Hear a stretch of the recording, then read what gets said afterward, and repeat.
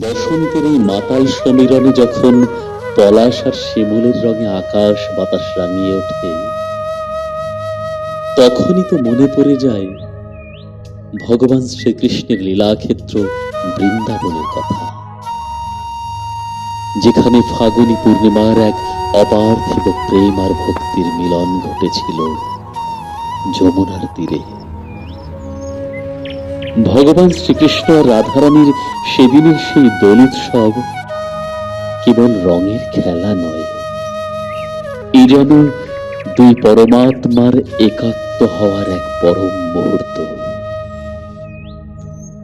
বৃন্দাবনের নিভৃত কুঞ্জবনে যখন কানাইয়ের বাঁশি বেজে ওঠে, তখন রাধারানীর হৃদয়ে যমুনার ঢেউ খেলে যায়। আবিরের রাঙা রঙে যখন শ্রীকৃষ্ণ রাধিকার ললাট রঞ্জিত করেন, তখন সেই আবির আর কেবল ধূলিকণা থাকে না, তা হয়ে ওঠে অনন্ত প্রেমের সাক্ষ্য। শ্রীকৃষ্ণের বাঁশির সুরে শ্রী রাধারানীর যে মান লুকানো আছে, আবিরের ছোঁয়ায় তা নিমেষে কোথায় যেন বিলীন হয়ে যায়।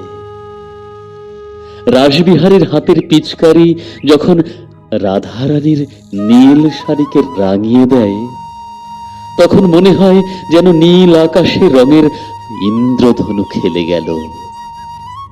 ললিতা, বিশাখাদের হাসি আর কলতানে মুখরিত বৃন্দাবনে তখন ঈশ্বর আর ভক্তের কোনো ভেদাভেদ থাকে না, সব ভেদাভেদ ঘুচে গিয়ে একাকার হয়ে যায়।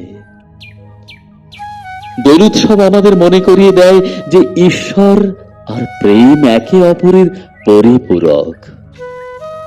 ভগবান শ্রীকৃষ্ণ রাধারানীর এই দোল এক গভীর অপার্থিব দর্শনের প্রতীক। এই রং বাহ্যিক নয়, বরং হৃদয়ের কাম, ক্রোধ, লোভকে পুড়িয়ে দিয়ে পবিত্র প্রেমের রঙে নিজেকে রাঙিয়ে নেওয়ার এক উৎসব। রাধারানীর নিঃস্বার্থ আত্মনিবেদন আর ভগবান শ্রীকৃষ্ণের সেই প্রেমে সাড়া দেওয়া, এই তো হলো দোল। বর্তমানের এই যান্ত্রিক যুগে যখন আবিরের সুবাস ফিরে ফিরে ঘরে আসে, তখন অজান্তেই মন চলে যায় সেই বৃন্দাবনে, যেখানে কোনো এক যুগল কিশোর একে অপরের দিকে চেয়ে স্মিত চোখে হাসছেন, আর সমস্ত ধরাধাম সেই প্রেমের রঙে রঙিন হয়ে ওঠে। আমাদের জীবনও যেন সেই রাধা কৃষ্ণের পবিত্র প্রেমের রঙে সিক্ত হতে পারে। একে অপরের প্রতি বিদ্বেষ ভুলে আমরা যেন কেবল ভালোবাসার রঙেই রাঙাতে পারি।